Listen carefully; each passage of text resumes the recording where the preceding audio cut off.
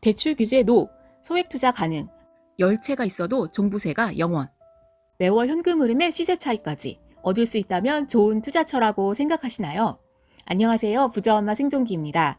요즘 강력한 대출 규제, 세금 폭탄 정책 등등 여러 이슈들로 인해서 현재 주택시장은 투자를 하고 싶어도 사실상 쉽지가 않습니다.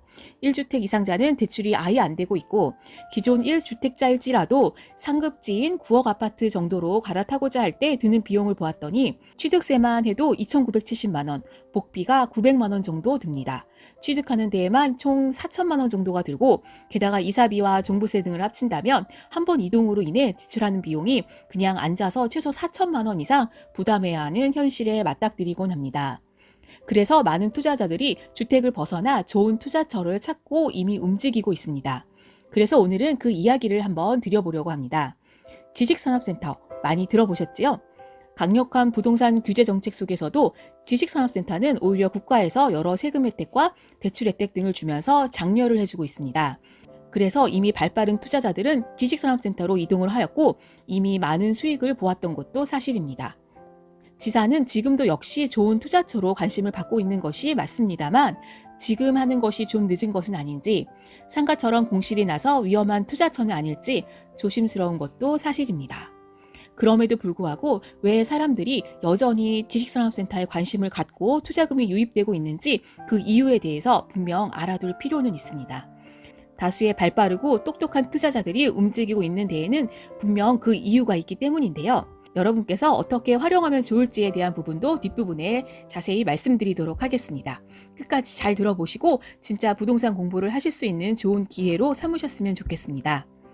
먼저 지식산업센터란 예전에 아파트형 공장에서 오피스가 추가된 개념으로 아파트처럼 여러 공장들이 사무실들이 모여있다라는 의미에서 아파트형 공장이라고 불리웠는데요. 시대가 변함에 따라 이름도 변경하고 다양한 업종의 기업들이 함께 입주를 해서 사용하는 형태의 건축물을 이야기합니다. 요새는 드라이브인 시스템이라고 해서 지하부터 호실 문 앞까지 도어투도어 시스템으로 화물 승하차가 가능한 구조로 설계를 해서 입주자가 선호할 수 있도록 나날이 발전해 나가고 있습니다. 왜 지식산업센터에 많은 투자자들이 몰리고 있는지 그 이유를 꼽자면 세 가지의 강력한 장점을 들 수 있는데요. 지금부터 한번 알아보도록 하겠습니다. 지식산업센터의 강력한 장점 첫 번째, 대출이 기본 70%에서 90%까지 가능해서 소액 투자가 가능합니다. 아파트나 빌라 대출은 약 40% 정도 나오고 오피스텔 대출은 보통 60%인 점을 감안한다면 지사는 70에서 90% 정도가 가능하니 요즘처럼 돈이 풀리는 시대에 대출이란 레버리지를 최대 활용할 수 있는 상품이라는 점, 그러므로 소액으로도 투자가 가능하다라는 큰 장점이 있습니다. 지식산업센터의 강력한 장점 두 번째, 지사는 현금 흐름은 물론 시세 차익까지 모두 챙길 수 있는 투자 상품이 되었습니다. 보통 아파트는 차익형 부동산이고 상가나 오피스텔은 수익형 부동산으로 알고 있습니다. 수익형 부동산은 매월 월세를 받아서 좋기는 하지만 시세 차익을 얻기는 사실상 쉽지가 않다는 단점이 있었는데요. 그런 반면 지식산업센터는 아주 깜짝 놀랄 만한 성과를 보여주었습니다. 서울권 주요 지역의 지식산업센터인 마곡이나 영등포, 성수동, 문정동 이런 지역의 경우에 분양가 대비 2배 이상의 시세가 상승하였다는 점을 아마 여러분께서도 소문 듣고 알고 계실 겁니다. 월세 흐름과 동시에 차익까지 내준다니 그 학습 효과로 인해서 여전히 발빠른 투자자들의 자본이 지속적으로 유입되고 있는 것입니다. 지식산업센터의 강력한 장점 세 번째, 이 세 번째 장점이 더 막강합니다. 지사는 주택수에 포함이 되지 않고 종부세 대상도 아닙니다. 부동산의 거의 모든 종목은 종부세 합산이 되는데요. 유일하게 지식산업센터만이 몇 개를 가지고 있든 얼마를 가지고 있든 상관없이 종부세 합산에서 배제된다는 아주 큰 장점이 있습니다. 그리고 DSR, DTI 적용 또한 받지 않습니다. 이 말은즉슨 주거용 부동산의 대출이 얼마가 있든지 간에 전혀 상관없이 대출이 나온다라는 뜻입니다. 그리고 전매 또한 가능하다라는 장점이 있는데요. 전매가 가능하다는 이야기는 분양권 상태에서 등기를 하기 전에 중간에 언제든지 프리미엄만 받고 넘길 수 있다라는 뜻이기도 합니다. 그렇다면 여기서 지사는 일시적인 트렌드로 각광을 받은 게 아닐지 혹시 걱정이 되기도 하시지요? 저도 그 부분이 우려가 되어 책도 읽어보고 관련 자료도 찾아보았는데요. 지사는 실사용자에 대한 많은 혜택이 있습니다.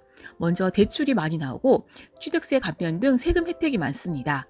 그리고 관리비가 저렴한 편이고 대규모 집합 건물로 편의시설이 굉장히 잘 갖추어져 있는 등 여러 이점 때문에 실사용자가 안 좋아할 이유가 사실 없습니다. 그래서 일반 사무용 오피스나 빌딩에서 점차 지식산업센터로 옮겨가는 추세에 있다고 합니다. 그래서 한때 유행을 타고 없어질 일시적인 트렌드가 아니라 일반 사무용 오피스의 수요까지 흡수할 수 있는 유망한 상품이 될 수 있을 거란 전망이 우세했고 저도 그 부분에 대해서는 동감하는 부분입니다. 투자의 기본은 내 자본을 최소화하고 수익을 극대화하는 것인데 지식산업센터는 현금 흐름, 시세 차익, 소액 투자금, 일석삼조의 장점이 있었습니다. 물론 잘만 고른다면 말입니다.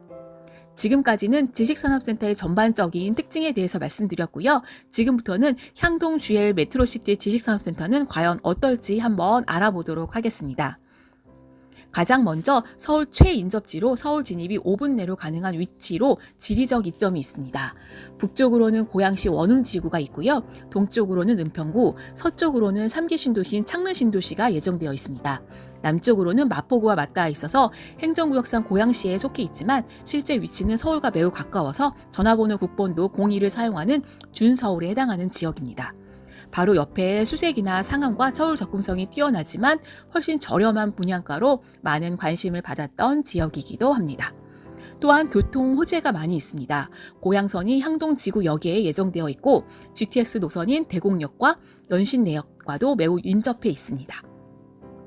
또한 사방팔방 인접지에 모두 개발 계획이 있어 향후 발전 가능성이 매우 높은 지역입니다. 강북의 코엑스라 불리는 수색 역세권 개발 사업이 바로 옆에서 진행 중이고 500여 개의 기업과 4만여 명의 종사자가 있는 상암 DMC와도 매우 가깝습니다. 또한 상주 인원 16만 명, 대기업의 지속적인 입주로 아파트값이 폭등했던 우리가 잘 알고 있는 마곡지구가 바로 옆에 있고 또한 판교 신도시의 2배인 창릉 신도시까지 짱짱한 개발 호재가 주변에 있어서 기업 수요와 배우 수요 모두 풍부한 곳입니다. 그리고 드라이브인 시스템으로 지하 3층부터 12층까지 2.5톤의 차량 진입이 가능하다는 점이 실수요자층에게 꽤 매력적으로 다가가고 있습니다. 서울에는 드라이브인 시스템을 갖춘 지산의 비율이 2%가 채 되지 않아서 수요 대비 공급이 턱없이 부족한 편이고 수도권일지라도 드라이브인 시스템을 갖춘 호실은 조기에 완판될 정도로 매우 인기가 높은 편입니다. 향동 GL 메트로시티 지사는 거의 전층을 드라이브인 시스템으로 설계를 하였고 대형 건설사인 하나건설에서 서울역의 약 2배 정도의 크기로 초대형 드라이브인 시스템으로 시공을 한다는 점도 아주 큰 장점입니다. 결론을 내리자면 지식산업센터는 분명 좋은 투자처임은 틀림없습니다만 무엇보다 잘 선택해야 하는 문제가 남아 있습니다. 어떤 지식산업센터를 골라야 두고두고 효자 노릇을 할지 제 의견도 함께 정리를 해서 한번 말씀을 드려보겠습니다. 첫 번째, 기업 수요가 많은 지역이어야 하고 두 번째, 역세권, 교통수단이 편해야 합니다. 세 번째, 주위 공급 예정 물량을 파악해 보아야 합니다. 과공급 지역은 피해야 한다는 점입니다. 네 번째, 그 지역에서 최고의 좋은 입지의 대형 지식산업센터가 더 좋다.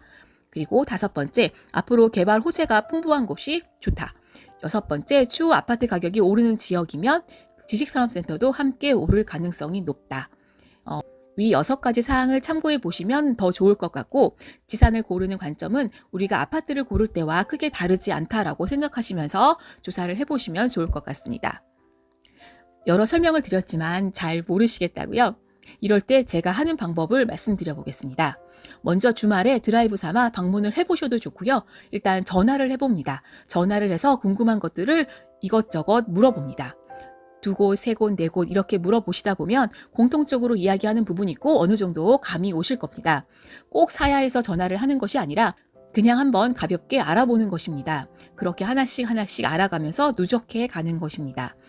이것이 책으로 하는 공부보다도 그리고 돈을 내고 배우는 유료 강의보다도 더 중요하고 성과를 빠르게 낼 수 있는 살아있는 진짜 부동산 공부이고 좋은 경험이 되어줄 거라고 생각합니다.